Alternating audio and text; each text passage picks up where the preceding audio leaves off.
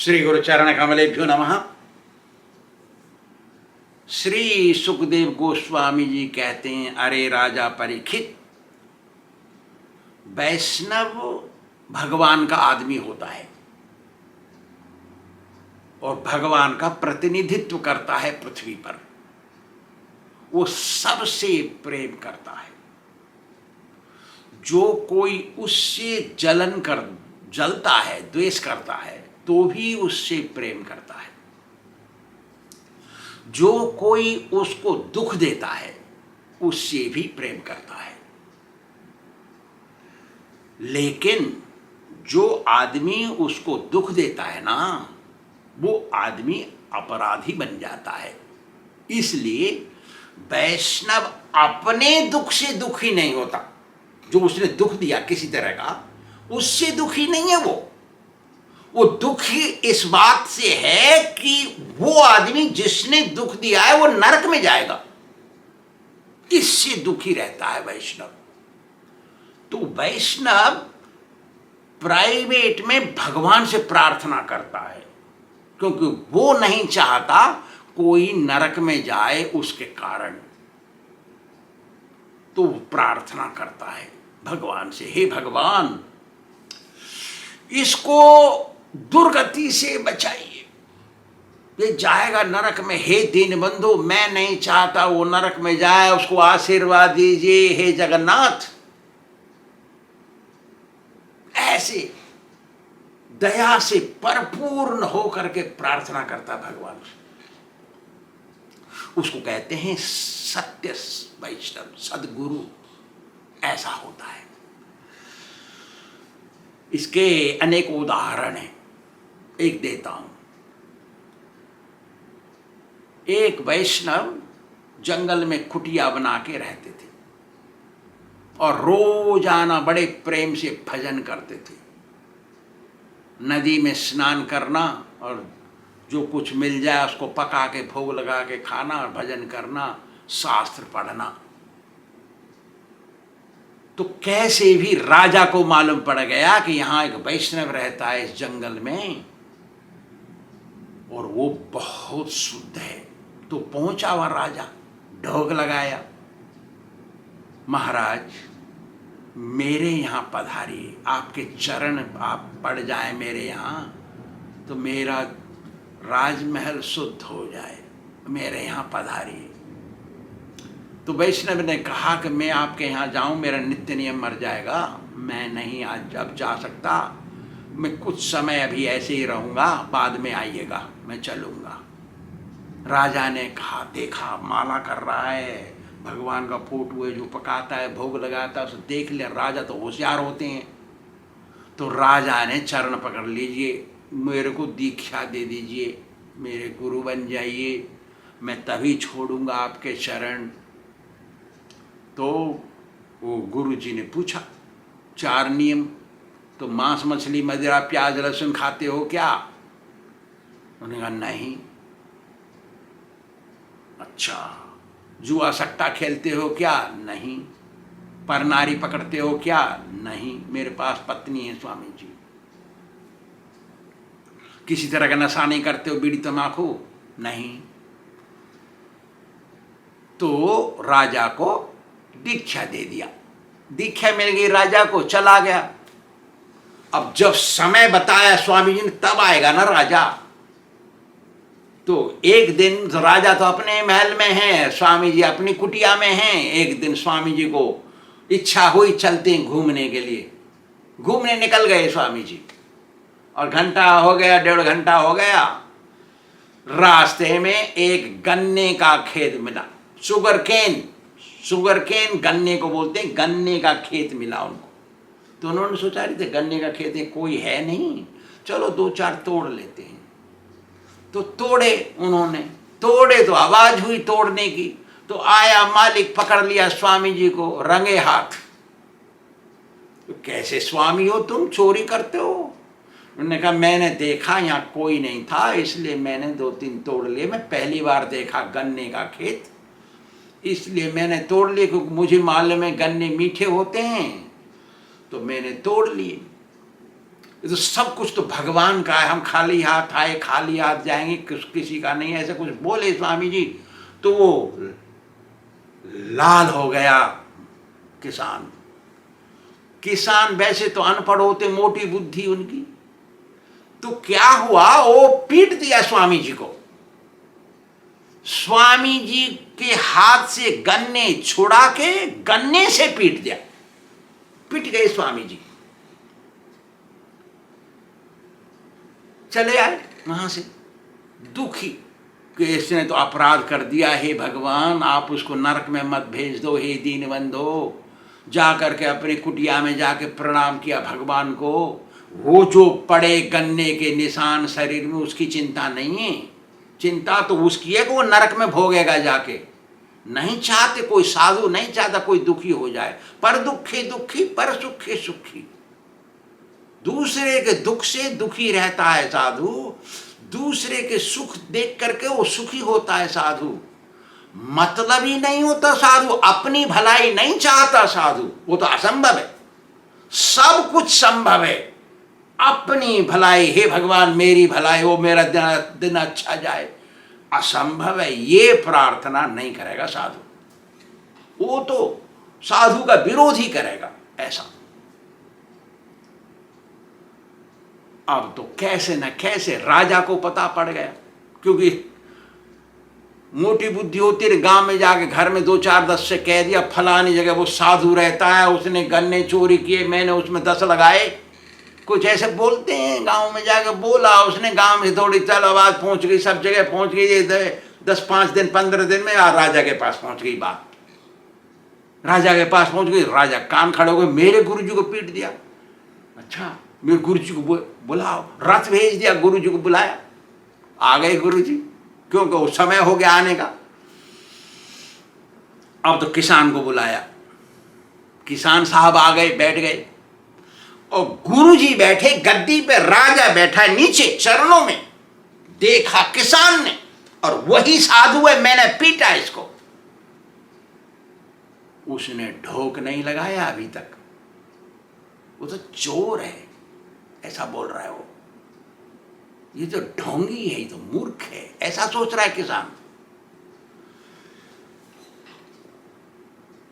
अब क्या होता है, अब तो राजा इधर देखता है किसान की तरफ, उसका ही तो सिटीजन है वो, नागरिक, राज्य का नागरिक है वो।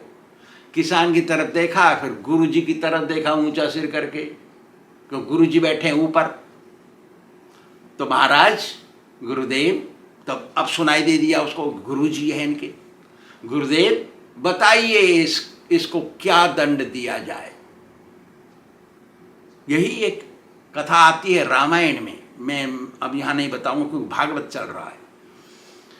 तो महात्मा बोले, स्वामी जी बोले, नहीं नहीं कोई दंड नहीं दिया जाए उसको, उसको शांति से छोड़ा जाए सम्मान के साथ। और जिस खेत से मैंने गन्ने तोड़े, उस खेत के ऊपर किसी प्रकार का टैक्स नहीं लगाया जाए। ऐसा सुन के तो वो मोटी बुद्धि वाला किसान के बाल खड़े हो गए। अरे तेरी के ऐसे होते हैं साधु, मैंने तो 10 लगाए इसमें, दैत दनादन 10 लगाए, फिर भी ऐसे बोलता है साधु, अभी तो मेरे को फांसी लगानी चाहिए। टैक्स भी छोड़ दिया मेरे ऊपर। अब तो उसको समझ में आया, बोल नहीं सकता, डर रहा है, राजा बैठा है, करेगा क्या वो, मुकुट पहन के राजा नीचे बैठा है चरणों में। ढोक लगाया गया। तो इस कथा का सारांश ये है कि जैसे भी हो, कैसे भी हो, साधु वैष्णव गुरु से संबंध बना लिया ना, बेड़ा पार है। लेकिन नेगेटिव नहीं, पॉजिटिव, सम्मान गौरव, अच्छी तरीके से संबंध बनाना, दे दनादन डंडे नहीं, तिरस्कार नहीं करना चाहिए, क्योंकि तिरस्कार से तो नरक मिलेगा। अब हमको क्या मालूम कौन तिरस्कार पीछे से बुराई कर रहा है हमारी। अरे मेरे साथ तो ऐसा भी हो गया ना, मेरा ही आदमी मेरे को बिना बताए मेरे पैसे से टिकट खरीद लिया, ट्रेन की, जा रहा है किसी देश में बिना बताए हमको, हमारे पैसे से।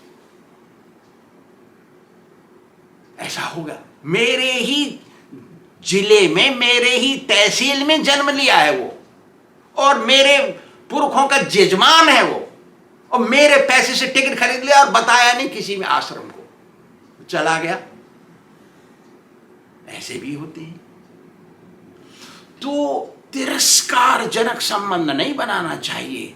सम्मान, गौरव, इसी में ही श्रेष्ठ कल्याण है, सुखदायी परिणाम इससे मिलता है। तिरस्कार से सुखदायी परिणाम नहीं मिलता।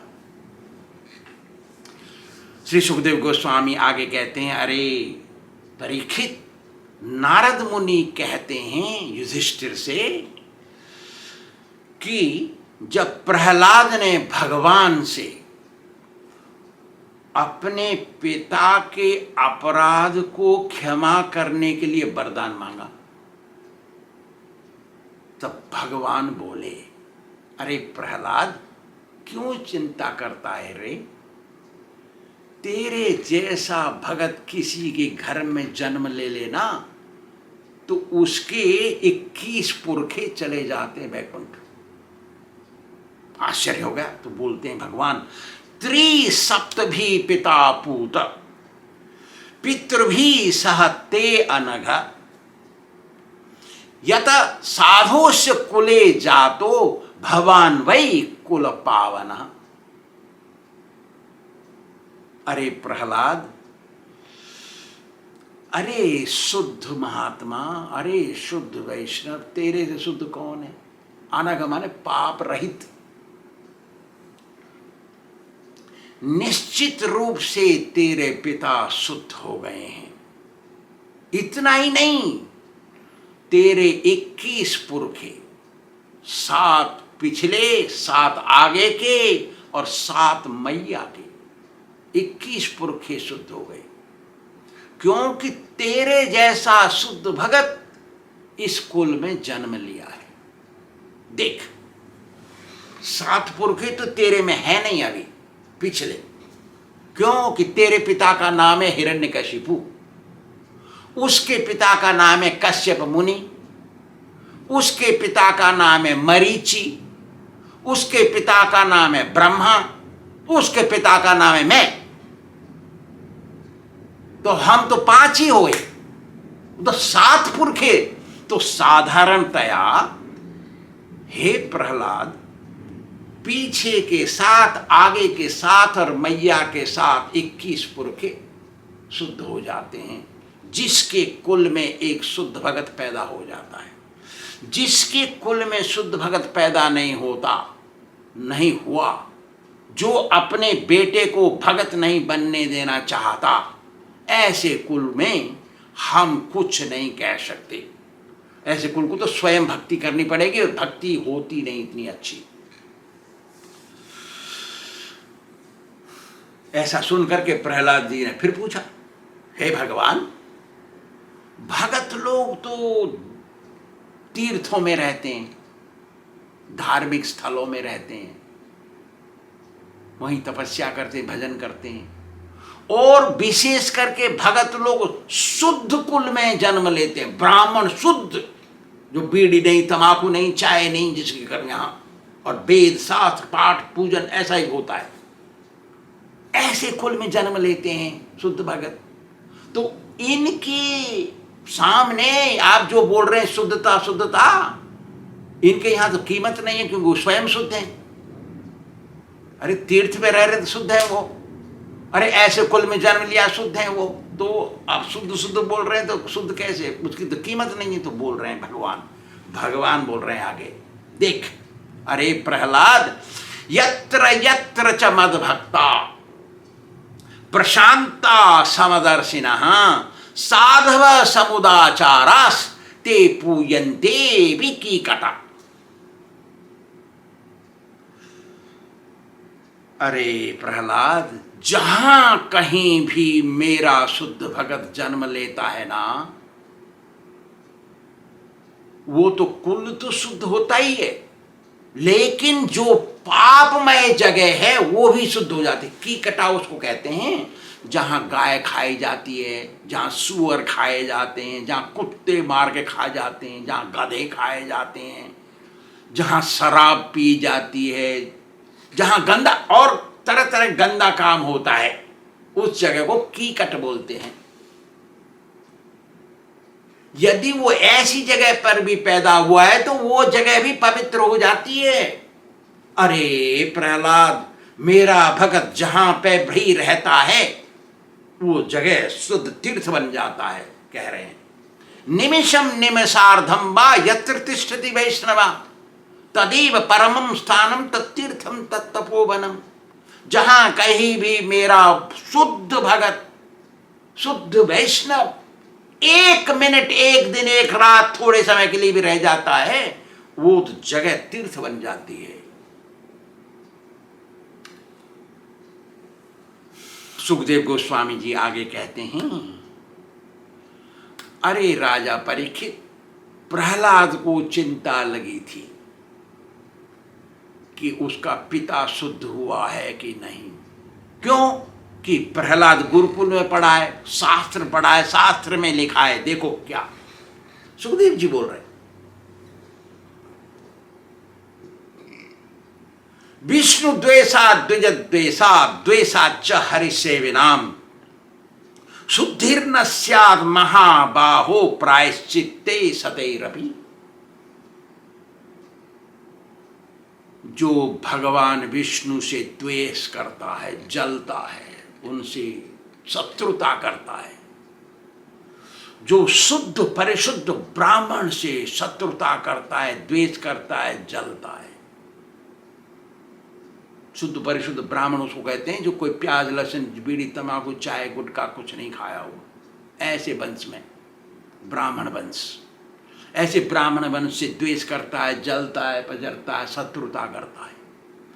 और जो शुद्ध भगत से जलता है, शत्रुता करता है, उसकी निंदा बुराई करता है, पीछे से चुगलीखोरी करता है, ऐसे आदमी सैकड़ों हजारों तरह के प्रायश्चित करें तो भी शुद्ध नहीं होंगे।